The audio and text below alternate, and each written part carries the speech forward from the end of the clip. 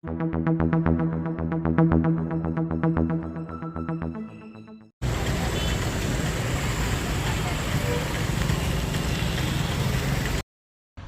జరగబోయే ప్రత్యేక హోదా సాధన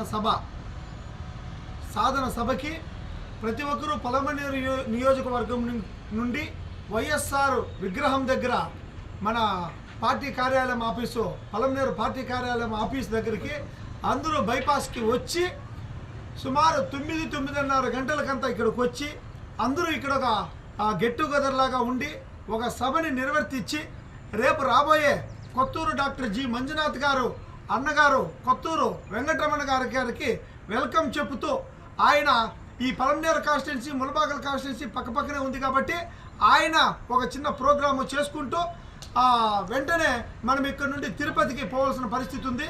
ఇక్కడ దాదాపు 12-12:30 గంటలకు మనం ఇక్కడ వదులుతాం.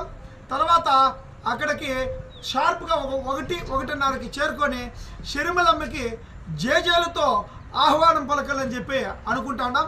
సుమారు తిరుపతి నడుబొడ్డున సుమారు 5,000 బ్యానర్లతోటి ఆల్రెడీ మన తిరుపతి కలకలలాడుతూ ఉంది. మీరు అందరూ పోయి చూడొచ్చు. చాలా సంతోషకరంగా రాష్ట్రంలో ఎక్కడా జరగలేనటువంటిగా చాలా వరకు కష్టపడుతున్నాం. దానిపైన భగవంతుడు ఉన్నాడు. మంచిగా ఈ సభని సక్సెస్ చేసుకుంటా మనము ప్రత్యేక హోదాని సాధించుకునేదానికి ఈ సభ మెయిన్ పునాది అవుతుంది. ఆ వెంకటరమణ స్వామి ఆశీర్వాదంతో అందరికీ ఒక మంచి గ్యారంటీ లభించింది. ఆ గ్యారంటీని 5,000 రూపాయలు ప్రతి నెల చిక్కుతుంది. అనంతపురం సభలో అది అయింది. ఇక్కడొచ్చి మనకి ప్రత్యేక హోదా అనేది ఇక్కడ గ్యారంటీ అనేది కాంగ్రెస్ పక్షం ఇంకా చిక్కుతుంది.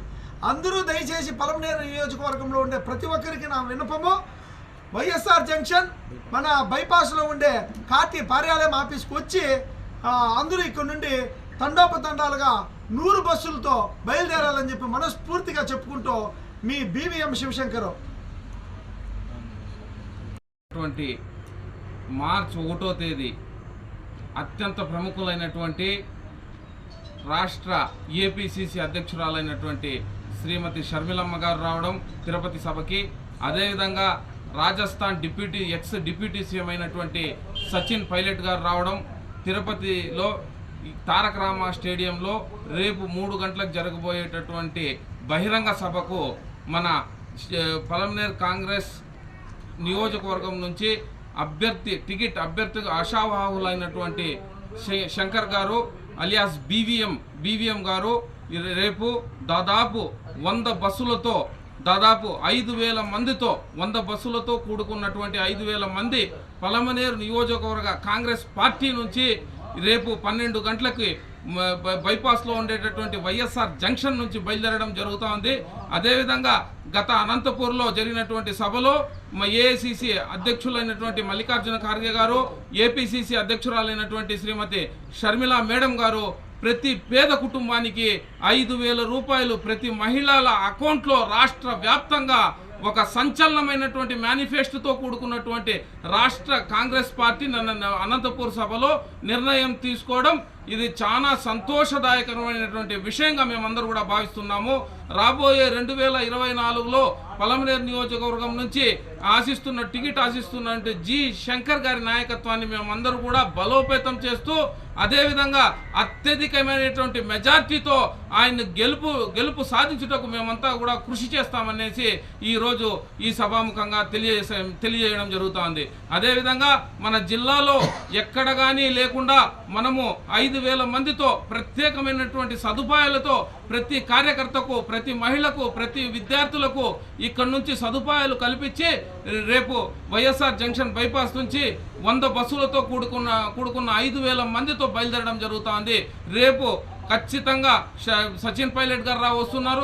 షర్మిలమ్మ గారి సభను విజయవంతం చేసేందుకు కంకణం కట్టుకొని సైనికుల్లా పోరాడి రేపు పలమనేరులో కాంగ్రెస్ పార్టీ నుంచి బయలుదేరడం జరుగుతుందనేసి ఈ సభాముఖంగా తెలియజేసుకుంటూ జై హింద్, జై కాంగ్రెస్ పార్టీ.